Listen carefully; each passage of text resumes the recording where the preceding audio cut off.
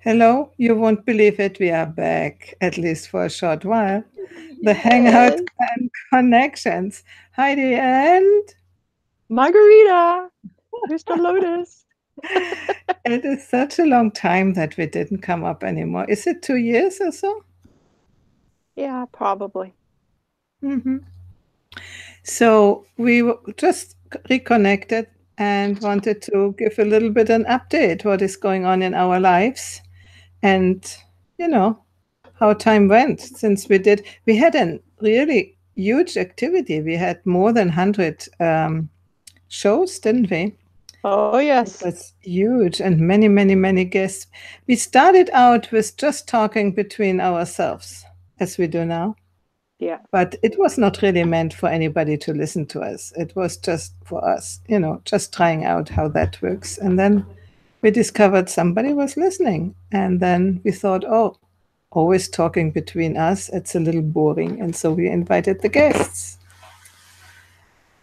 And how was it then?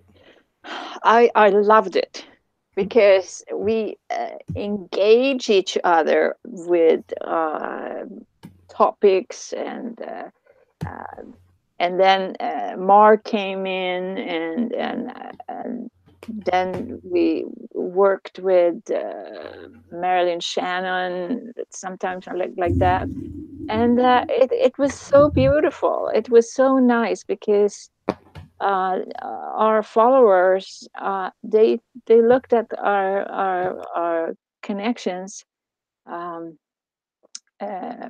for a long time. I mean, must have been 1.5 year at least that we did it I think it was every two, more than two. more than two, yeah, Yeah, yeah. and Because 100 episodes, more than 100 episodes once a week, I mean, should be two and even more, yeah, no? yeah, yeah. Yeah. So, yeah, there was a community of people who did shows with Hangouts, and we went to each other's shows, and it was a time which somehow has passed for so many. It's hardly anybody doing the shows anymore. There was still Roland Takaoka doing the shows. Hmm. He died, I think, 4 weeks ago or 5 weeks Oh, ago. really? Yes, he had a Oh, stroke again, yeah. and he's not there anymore either. Hmm. So we are sort of on another planet now. On another dimension, Maybe, yeah. a new dimension. I mean, Hopefully. I moved to Sweden in the beginning of June, and that was a very big shift because I was living in Canada for 29 years and 37 days. You know, it's almost half my life.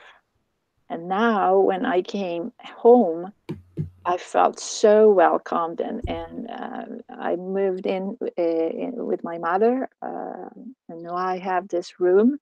I love it, and it's like I needed to come back to my family because my mother was sick, and now she's very much better. So when you are too long too far away and you have close relationships, it's a little bit of a problem. I hear of so many people who are living abroad and then they have all to travel all the time to see their parents because they are all about to go really in the other dimension. So it's a problem when you are far away. It really is. So that has helped your mother to come to heal, let's say, or to be Yeah. better for sure. No? Yes. I remember you were writing a book for her. Is how Yes, far and that she's did still that go? working on it. And I did finish it, sort of, and then she is going to fix some things, and she wants to. So she's still working on it. Is it an autobiography or what is it? Well, it's about trees. The About the trees. trees. When we the house we had when I left uh, Sweden. Uh, then my father died, and then my mother wanted to go to another smaller place because it was too big, and then she sold it, and then there was so many trees around this property. I think it was 19 high trees, 19 very big trees. And then when the next owner came there, they had cut down every single tree except one tree. I don't remember what it was there, but it was it was like they're killing the trees. Yeah, they do. Yeah, and then it's like, wow. And then it's because my father and my mother, when we moved to Stockholm, uh, my father and mother, they had took all the trees, all the little plants, and all the little, and then let them grow. And there was oaks, there was birches, and there was all almost the most beautiful trees you can imagine. And when I was there last time, then I took photos on all of those trees, and I didn't know, but I liked trees. And then I took these photos, and I still have them. And my mother has also photos of them, but yeah. And then she wrote a book, and then I helped her to do it. And then stories of our family came in there. One thing that was really engaging was about my father. He sat under the lark tree, and contemplated. It was in late in his life, and then that story.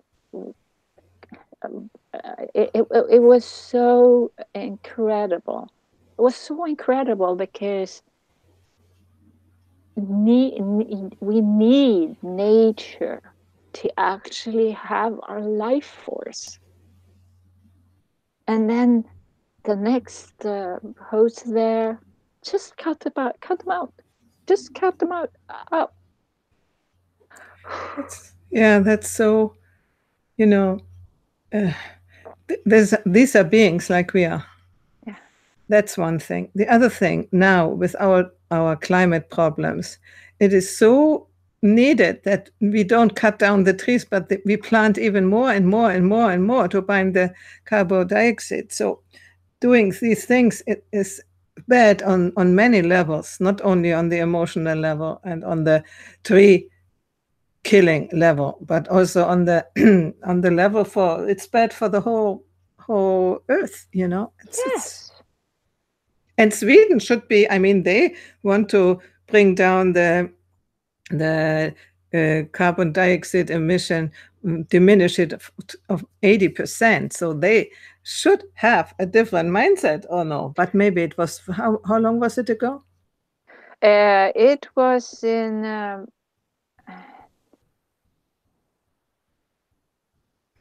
maybe 25 years ago. Yeah, okay. That's another Something like time. that. Nobody thought about really climate change and carbon dioxide emission. Nobody did. I may be wrong with that. I don't Mm-hmm. remember the years, but it was a long time ago. Mm-hmm. I think it was 2004 or 6, 2004 and 6. My father died in Not 1995. okay. Wasn't So it's about 20 years ago. yeah. so. And then I think it was 2005 or 6, I don't remember. When they cut the trees. Yeah, that they cut the trees there, yeah. And there already we knew about climate change and the importance of trees. But anyway, that's another thing which I wanted to talk about in this connection. That's when I think to sell my house, that's heartbreaking when things like that happen. For instance, I had a broker here and she said, yeah, they could send you a constructor and he could tear everything down and build 10 new little houses. I said, what?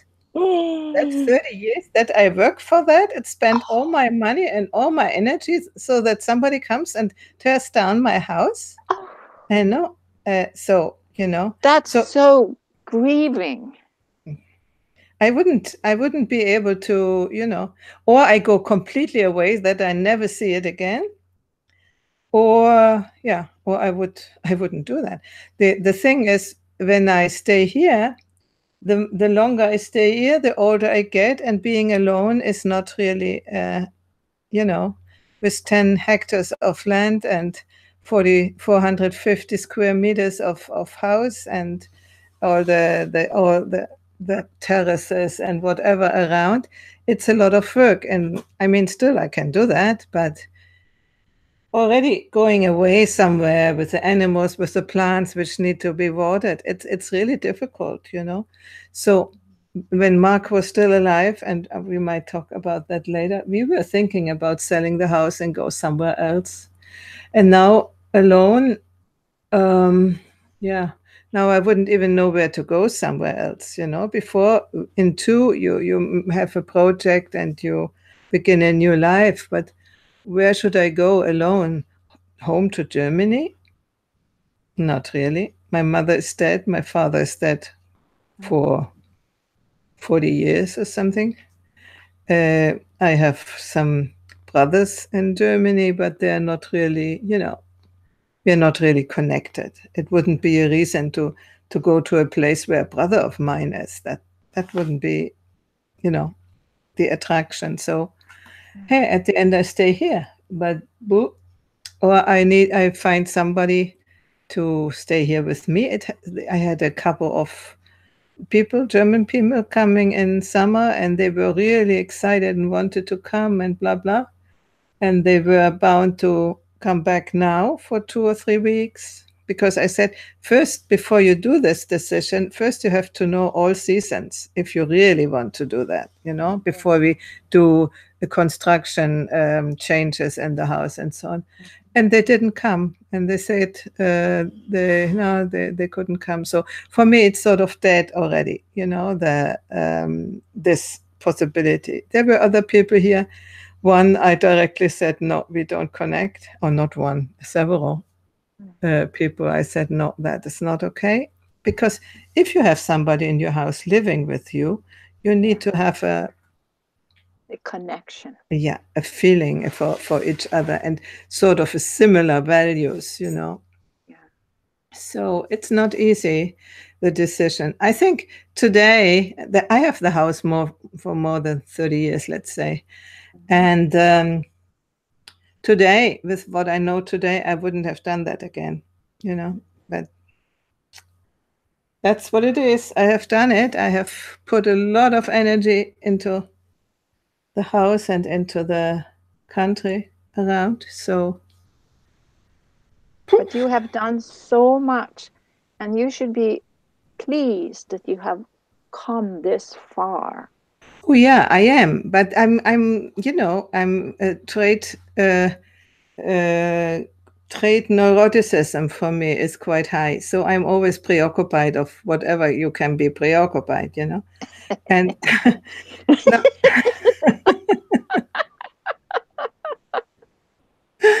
yeah, in some way it's true. So the thing is, I was not really very fearful and not really much preoccupied before, much more, you know, it will come out something.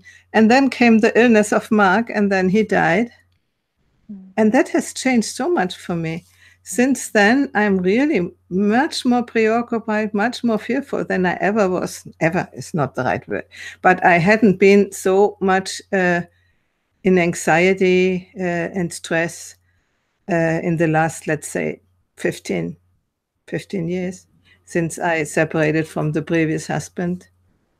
So it's not 15 years, but yeah, quite a time. So I think Mark supported you a lot. Oh, yeah. And I could see that. Mm-hmm. I could see that. I could feel it too. I mean, I haven't met you in person, but I felt all of these feelings that he directed to you. Yeah, It's like transferred into the mind, and you could feel the feelings. Yeah, he really was the first person in my life who supported me. Yeah. That's something. Yeah. And he had a very calming influence. Yeah. Yeah. So now it's a period, I'm really, again, sotto sopra in Italian, you would say. I wouldn't say confused, but upside down, yeah. Upside down, yeah. Upside down, and again, much more fearful, much more preoccupied. Real fear I don't have, but so that I would be like this, but not quiet. Not, I hardly can do meditation because I just don't get down my system.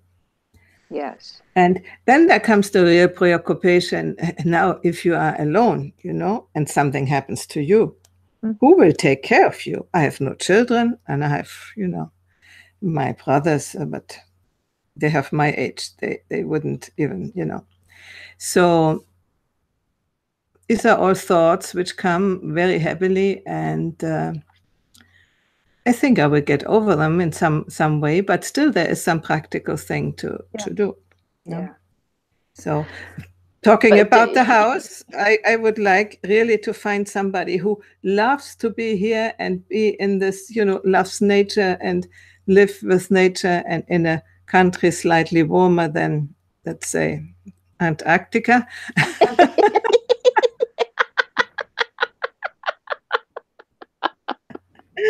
You're so funny.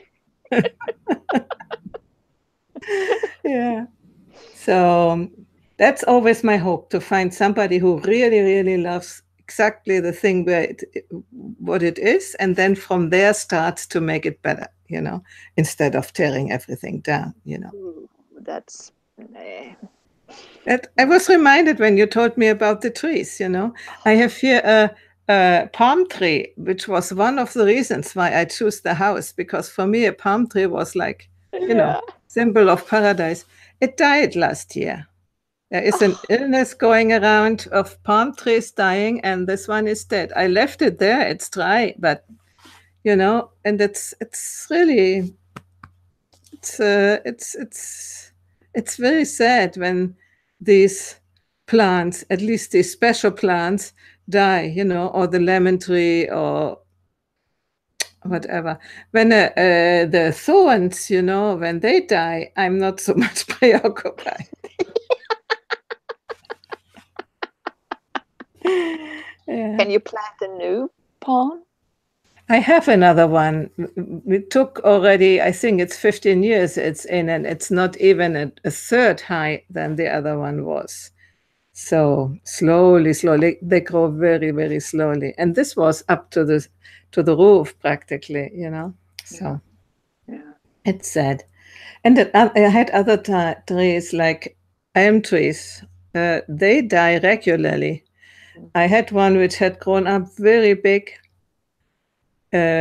Since we came here, I came here about 30 years ago, and 2 or 3 years ago it died too. And all around it, there was a whole bunch of them. That seems to be illnesses which come. Maybe it's climate change, maybe not.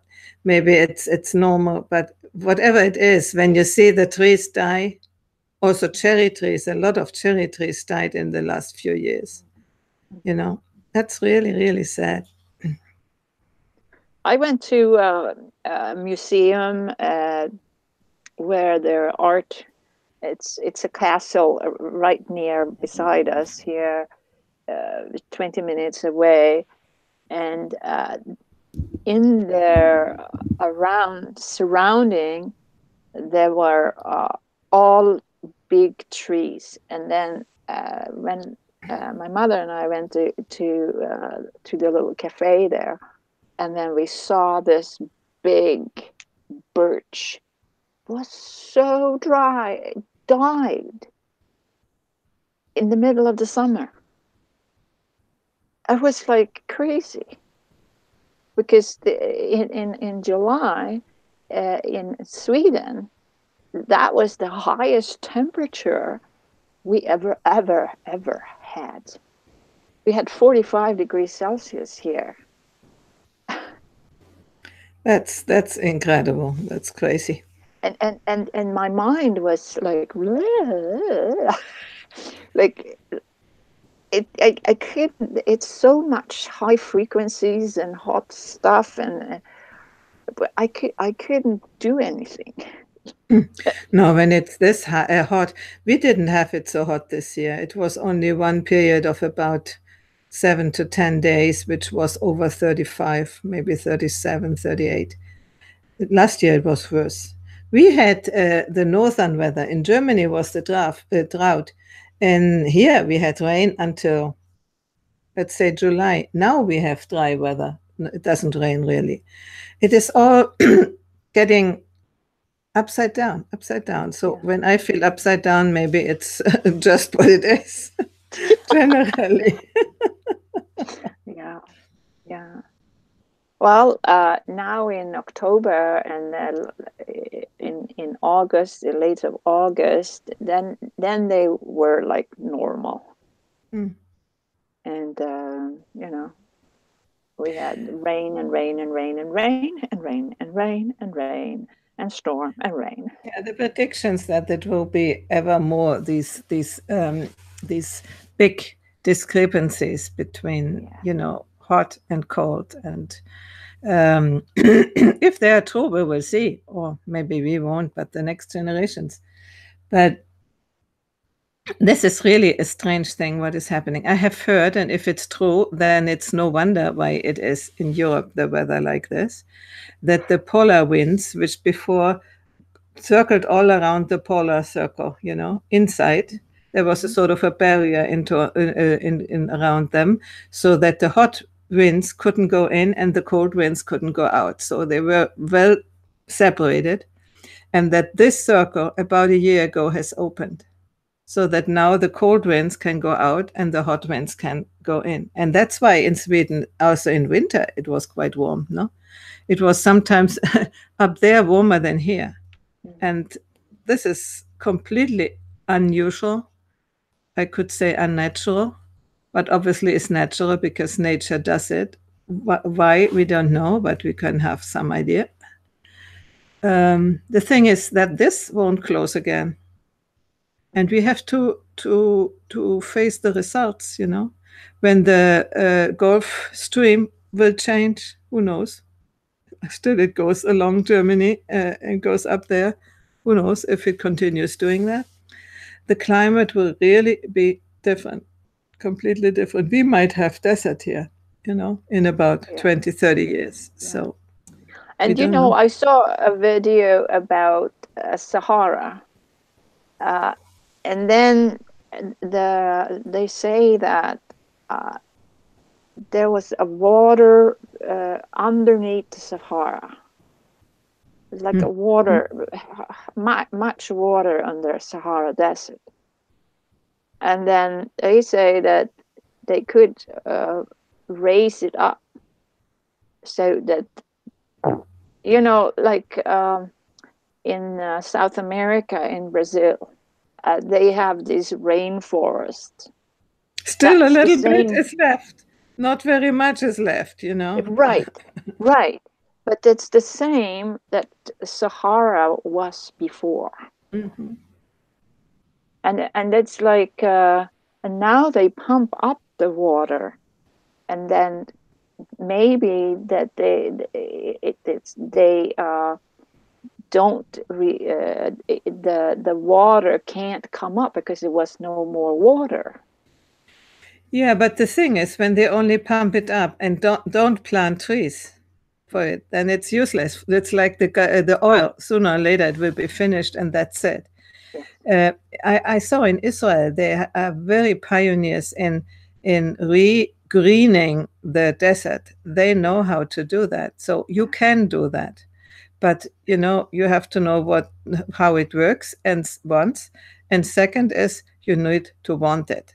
And in our society where we live now, nobody wants long-term improvement. They want to have everything now, And after me, the Sintflut, how do you say, the big flood, when I'm dead, who cares? This is the general attitude, and which I find really appalling. Really, that's not how we should treat the world and each other. We are like criminals as a whole. Not everybody, but altogether we are acting like criminals, like thieves. Yes. And this is also one very preoccupying thing to me, because I don't really know what we can do, we single people, unless thinking about it, talking about it, spreading the news, or not news, spreading the awareness about that. But what can we at the end do? When even Germany, once it was a precursor for climate protection, for green energy, for clean energy, and now that's not anymore the case. I saw today the Minister for Climate. She goes to a negotiation and she says, my own ideas are much different, but I have to do that what my government wants, She would implement much more rigid constrictions on CO2 expulsion and things like that, no? To save the environment. But even when you are there where the decisions are made, you cannot do what you yourself find right. It's such a strange thing, this political life. I don't know. So when trees goes down and just have buildings and buildings and buildings, then if the sun have solar flares, they will kill it even more. But if it's a round force field sort of that we've had, and that force field is depleted because we have not taken care of our nature. And solar flares is going to come very much more in the next few years. Yeah, they are already, and there is a theory that they are causing earthquakes. I don't know if we still did the shows when I got into earthquake prevision or earthquake understanding how they work and how they come.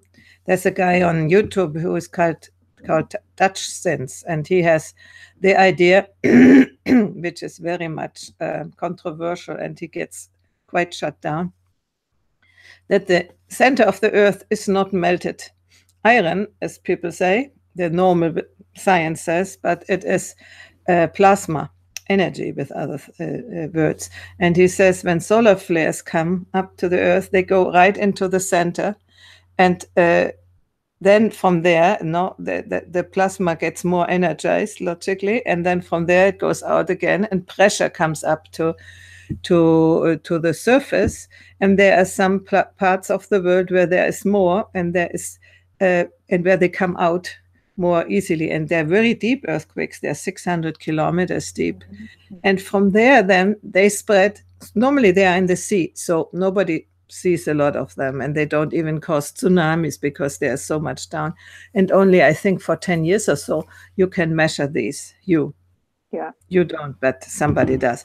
So then from there, they spread out along the borderlines of the continental borderlines, the fractured zones, and from there they go over Indonesia, what we had now, and then Myanmar and India, Pakistan, Turkey, Europe, South Europe, Greece, and Italy. Mm. And on the other side, it goes over to South America. Mm. And I have learned so much about geography and about these things which really make sense. And very often he is right, very often. I mean, it's like a bit weather prediction. You observe how the weather is, and then they say probably it will rain, but not always it rains, even and they say it's 60%. The only thing with earthquakes, you cannot really see it, what is happening under the earth, the pressure, equilibrium or not equilibrium. So you have to he's observing that for 7-8 years now, every day, what is happening all over the world. And you need to have this sort of experience or this observation to get the data, and then from there deduce what might happen. The only thing is this guy should have an institute, but he is not the right guy for doing, let's say, the science work in its detail. He is a YouTuber. He likes to talk about what he sees, but not how to say, Yes. not to write it down. So that's a real shame. And I'm sure that sooner or later, the official sources will pick up, and partly already some has already, and then they will come out as if they had invented this. I'm quite sure that might take other 5 years or 10 years, and then news in the science, the inside of the earth is not iron, but it is blah blah, and from there earthquakes can come. I see that. Anyway, I have lived here some very heavy earthquakes. The epicenter is about 30 to 40 kilometers from here. We went there in spring, I think, to see what is going on. And it's more than a year after the very heavy one. Yeah, it's still all in pieces. People cannot go in their houses anymore. They cannot even take their stuff away. The police is controlling that the people don't go into the houses instead of cleaning up, It's hopeless, It will take 20 years, like it did after the earthquake in Assisi. After 20 years, the epicenter town is reconstructed, but nobody lives there anymore. After 20 years, you are somewhere else, You don't go back where you were before. Yeah. So, yeah, that's how the state works, the society works, and science works. And it was really one of my biggest disappointments when I really, really understood that science is not what I thought. I thought science is reliable. No? They are serious people who try to find the truth. No? And observing it with your own eyes is really... I think that everyone should take care of nature and have more awareness of it. But nobody has. When you live in a city far away from, you have maybe a central park or something where everything is neat and fine and worked for, but this is not nature. Nature is something like here, where the boars are in the wood, and that's nature. People in the city don't know anymore what nature is.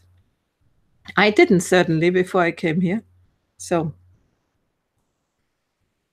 I'm going to show you my trees here. Yeah.